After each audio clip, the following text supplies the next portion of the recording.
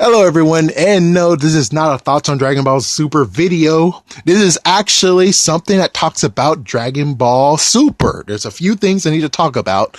So this first video will actually talk about the following. How the frick did Dark Goku occur? So, how did Dark Goku occur?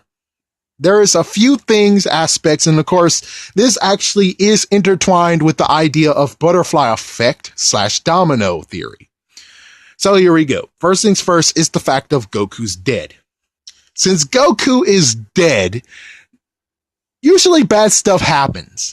It's like Goku is alive, bad stuff happens. Goku is dead, bad stuff happens. Technically, he doesn't really matter. But I'm going to say in this part of he does matter, because if he didn't matter, then technically Battle of the Gods would never have happened, because Battle of the Gods did not happen in Trunks' dimension.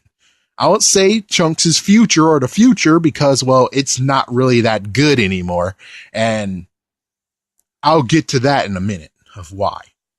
But anyways, because Goku is dead, notice that Goku is dead, and in Dragon Ball Super with Trunks' dimension and in the normal timeline, Majin Buu still happens. The Buu Saga still happens with him dead or long gone dead, meaning that he doesn't even get to visit planet Earth, which is weird. Yeah, it's like that is something weird. If he was able to get there on Earth as an angel, no idea why in the quote-unquote future, but I'm going to say dimension, Trunks doesn't get to have opportunity to actually get Goku back as Super Saiyan 3 to whoop the crap out of the androids and Cell.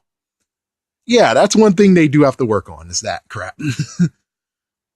Yeah, but still, Goku, his life matters, and because of that, that's one instance of why Dark Goku happens. Number 2 is time travel. Because Trunks time travel back and forth in time, in quotations. Well, he did, but now he's not really traveling back and forth in time. Now he's just going to other dimensions. Yeah, I know. It's very complicated, but stay with me here. So because he went back in time, back and forth, and not only that, but freaking Cell also went back in time as well, that caused a lot of things to happen. Thus is why Dark Goku is there. And plus, come on, Dark Goku has the Ring of Time. He has a thing called the Ring of Time. So even though he came there by coincidence, even though I don't think it's by coincidence, he said he is going to annihilate humans in the name of justice. So that might mean the fact of his justice means that because, well, as you can hear, we said in the last episode, going back and forth in time and tampering with it is a serious offense. A serious offense, meaning that maybe Dark Goku is the person who actually will punish people who do that. But for right now, this is technically a first thought. Yeah, this is the first thought. I don't know if this is official, but if the official one comes, or if this is official, it will say official on the title. But for right now, this is just a theory in progress.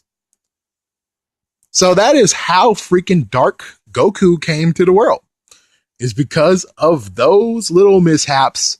And besides, since it's supposed to be a quote unquote future, it happens like 17 or so years later, which is kind of weird because considering the fact of the Battle of the Gods did happen like after the Buu Saga.